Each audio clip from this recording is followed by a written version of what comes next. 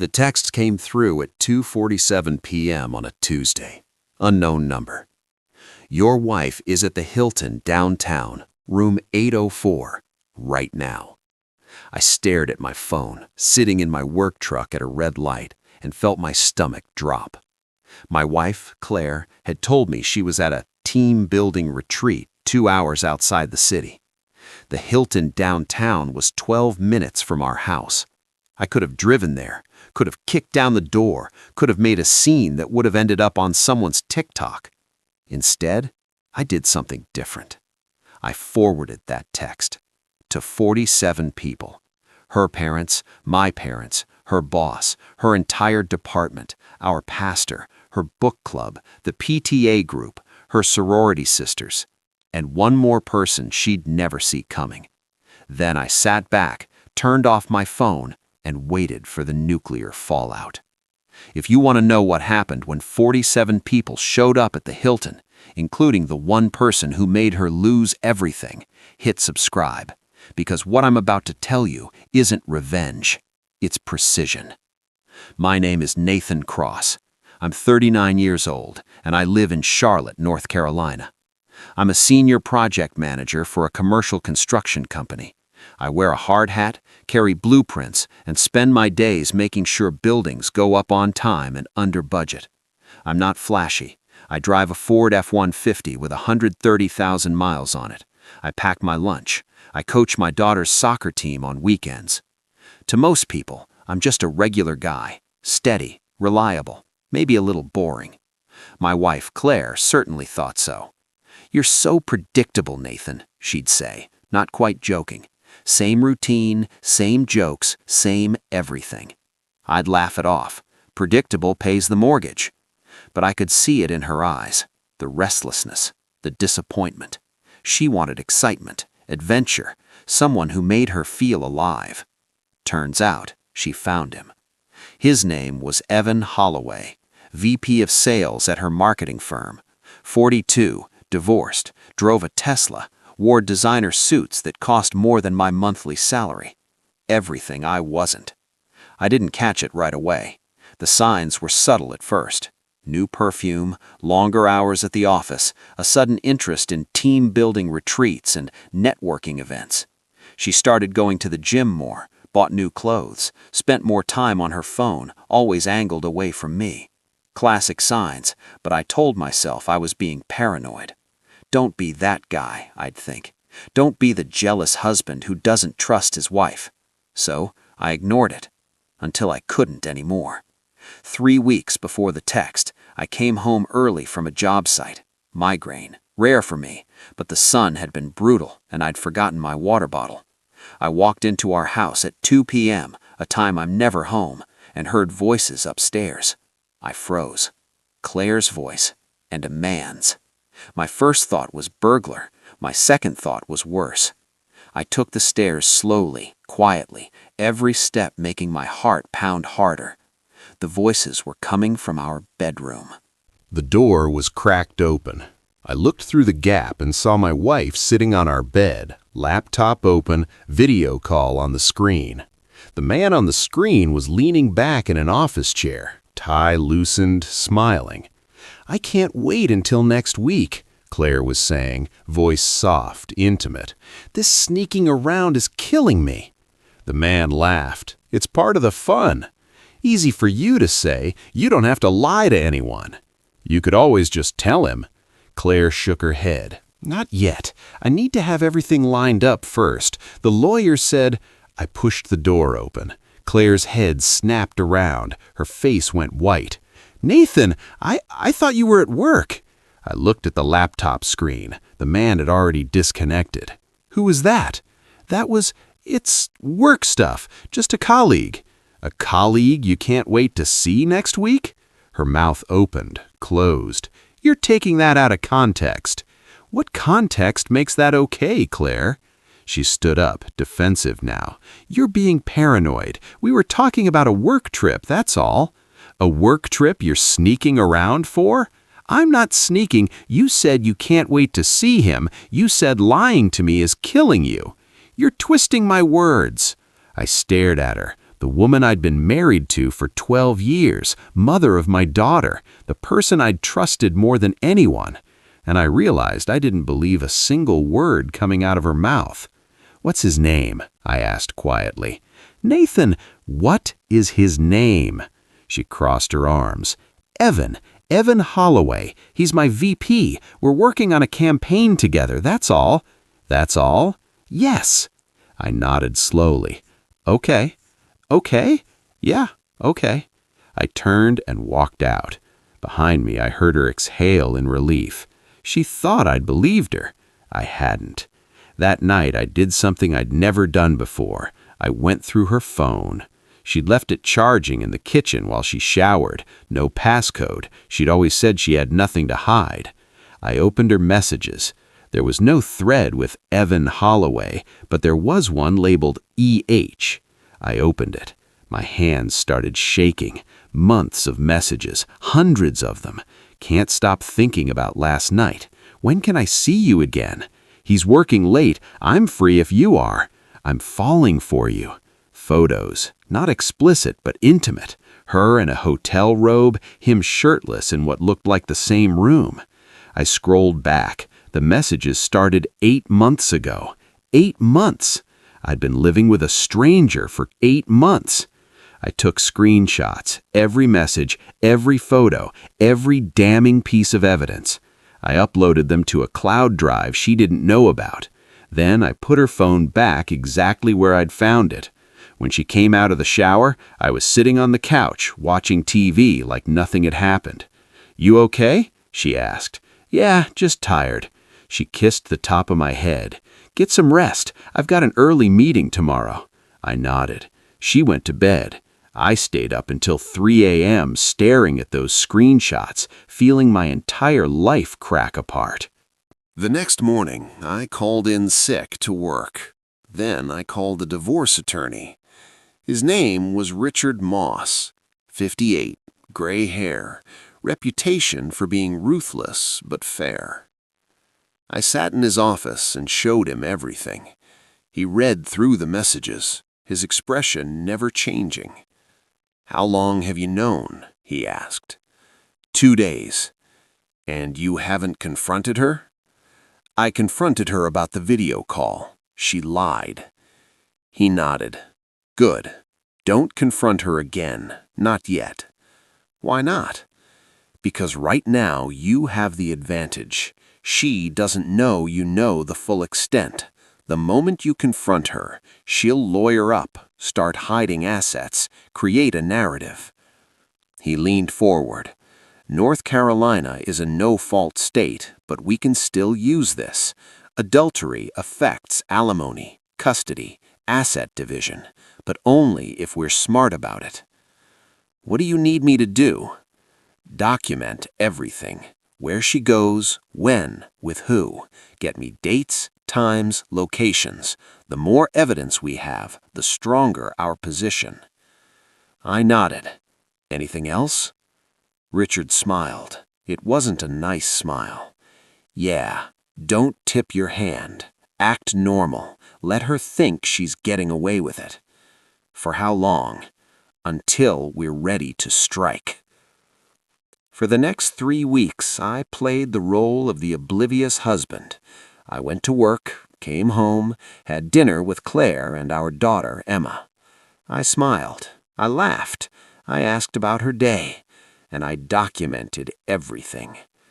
I installed a GPS tracker on her car. Legal in North Carolina as long as I co-owned the vehicle, which I did. I checked it every day. Team lunch meant 2 hours at the Hilton. Late meeting meant the Hilton again. Girls' night meant, you guessed it, the Hilton. Always the same hotel, always between 1 p.m. and 5 p.m. She had a pattern, and patterns are easy to predict. I hired a private investigator.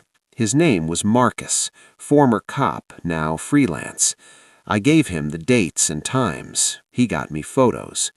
Claire walking into the Hilton at 2:15 p.m., Evan Holloway walking in 7 minutes later, both of them leaving together 3 hours later. In one photo, he had his hand on her lower back. In another, they were kissing in the parking garage. Marcus got me everything I needed. "Do you want me to keep going?" he asked. "No, this is enough." He nodded. "Sorry, man." "Don't be. You just gave me the truth." The text came on a Tuesday. I was sitting in my truck reviewing a site plan when my phone buzzed. Unknown number. "Your wife is at the Hilton downtown, room 804, right now." I stared at it. Someone else knew. Someone was trying to help me or hurt me. I wasn't sure which.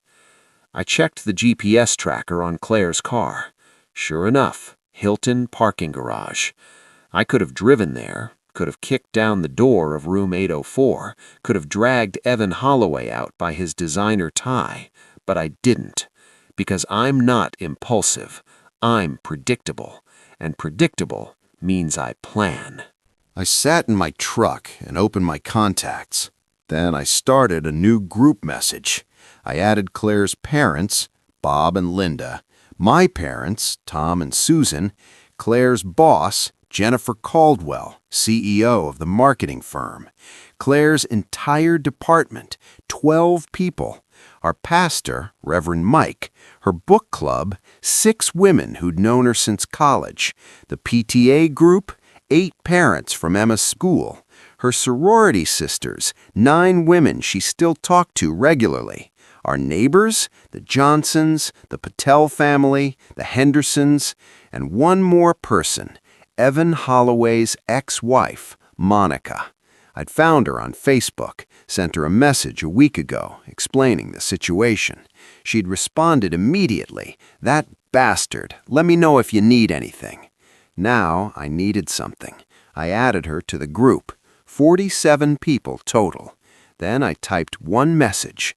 "This just came through, thought you should know." And I forwarded the text. "Your wife is at the Hilton downtown, room 804, right now." I hit send. Then I turned off my phone, started my truck, and drove to a coffee shop across town. I ordered a black coffee, sat by the window, and waited. I turned my phone back on at 4:30 p.m. 157 missed calls, 284 text messages. My phone was vibrating so hard it nearly fell off the table. I ignored all of it. Instead, I called Marcus, the PI. "You at the Hilton?" I asked. "Yeah, you're not going to believe this." "Try me." "There are like 30 people in the lobby. Her parents just walked in, some guy in a suit who looks pissed, a woman who keeps yelling about home-wrecking bastards." I smiled. That'd be Monica, Evan's ex-wife. "Jesus, man, what did you do?" I told the truth. "Well, the truth just walked into the elevator. Looks like they're heading up."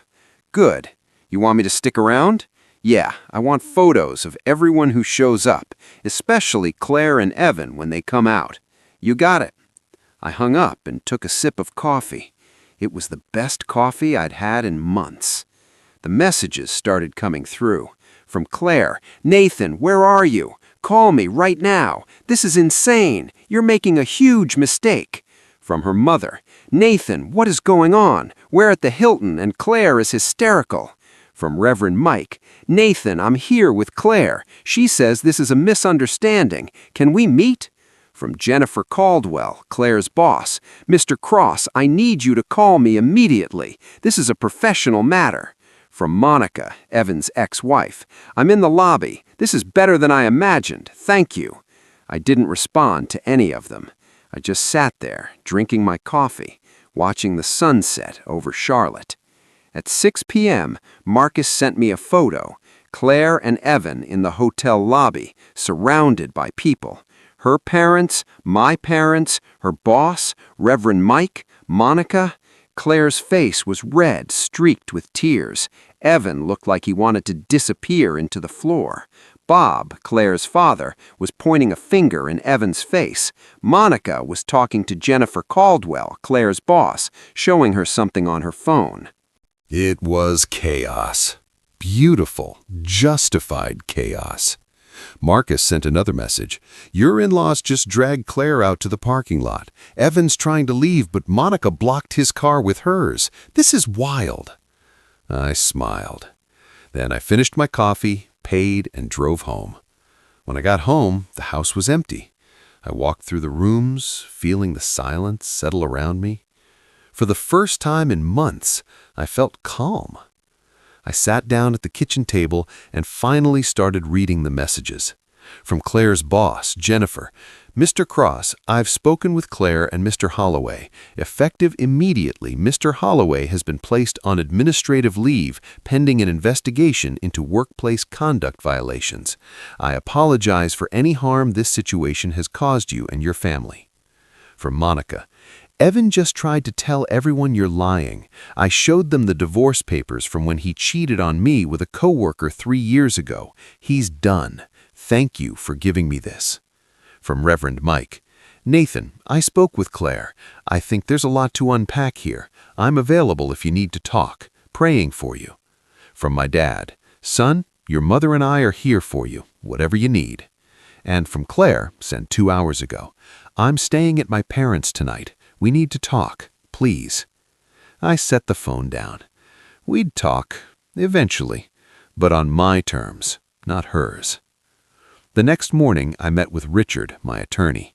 He saw the news, he said, smirking. News? He turned his laptop around. There was a local gossip blog post. Marketing exec caught in affair, confronted by dozens at downtown hotel. No names, but enough details that anyone who knew would know. You made quite the splash, Richard said. I made a point. Well, it worked. I got a call from Claire's attorney this morning. She wants to settle. Already? Her boss put Evan on leave. Her parents are furious. Half her social circle knows. She's got no leverage, and she knows it.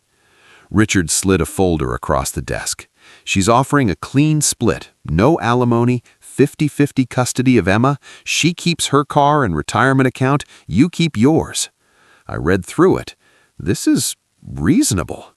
It's a surrender, Richard corrected. She knows if this goes to court, the affair evidence will bury her. She's trying to salvage what she can. What do you think? I think you won. The question is, do you want to keep fighting or do you want to move on? I thought about Emma, about the house, about the life I wanted to build next. I want to move on. Then we settle. 2 weeks later, I sat across from Claire in a conference room. She looked smaller, tired. Her eyes were red-rimmed. I'm sorry, she said quietly. I didn't respond. I know that doesn't fix anything, but I am. I never wanted to hurt you. You just wanted to fuck someone else. She flinched. It wasn't like that. What was it like, Claire? She looked down. I felt invisible, like I didn't matter. Evan made me feel seen. I saw you every day. No, you saw the mom, the wife. You didn't see me. I leaned back. You're right, I didn't see you. I didn't see that you were lying to me for 8 months. I didn't see that you were planning to leave me while I was coaching our daughter's soccer team and packing your lunches. Her lip trembled. Nathan, we're done, Claire. Sign the papers, move on. She wiped her eyes. What about Emma? Emma gets 2 parents who don't hate each other. That's more than a lot of kids get. She nodded. We signed. 3 months later, life had settled into a new rhythm. Emma stayed with me during the week, Claire on weekends. It wasn't perfect, but it worked. Claire had quit her job, too much gossip, too much judgment. She found a new position at a smaller firm across town. Evan Holloway had been fired. His ex-wife, Monica, had used the affair evidence to reopen her alimony case. Last I heard, he was paying her an extra $3,000 a month. Karma's funny that way. I was at Emma's soccer game on a Saturday when I met Sarah. She was the mom of one of Emma's teammates, divorced, kind smile, worked as a nurse. We started talking on the sidelines, about kids, about life, about how weird it is to start over in your late 30s. "You're the guy, aren't you?" she asked one day. "What guy? The one who sent the text to half of Charlotte?" I winced. "That got around, huh?" She laughed. "Oh yeah, you're kind of a legend." "Not sure that's a good thing." "Are you kidding?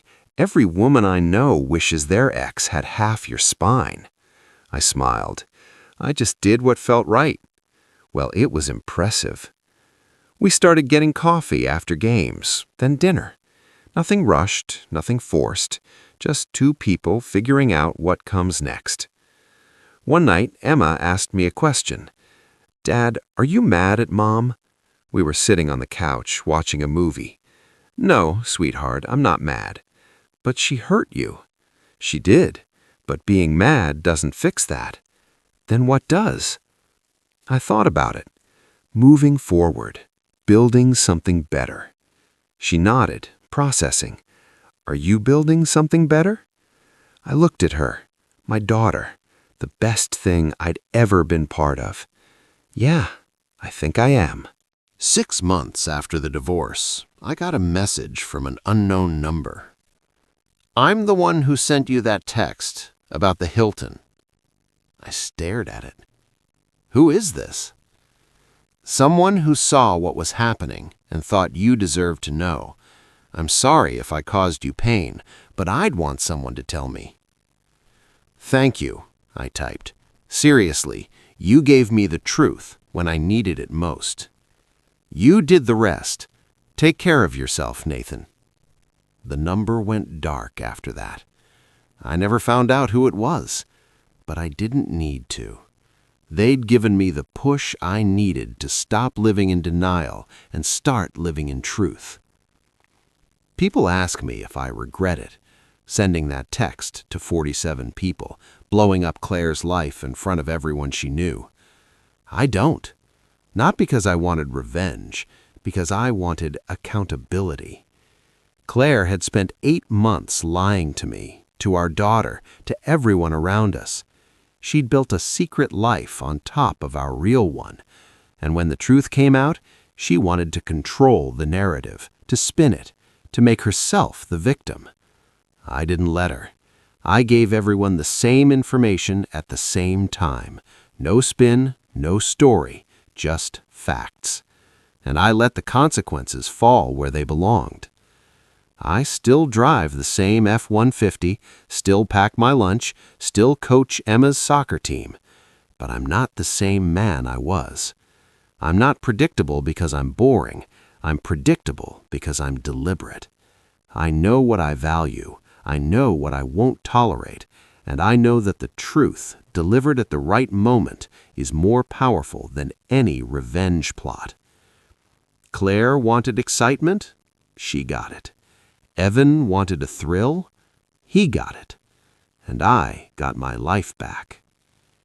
If this story hit home, comment, "Truth wins." If you've ever been lied to, if you've ever had to choose between staying silent and speaking up, if you've ever watched someone face the consequences they earned, this one's for you. Hit subscribe for more stories about the quiet power of doing the right thing, even when it's hard. Because the best revenge isn't destroying someone, it's letting the truth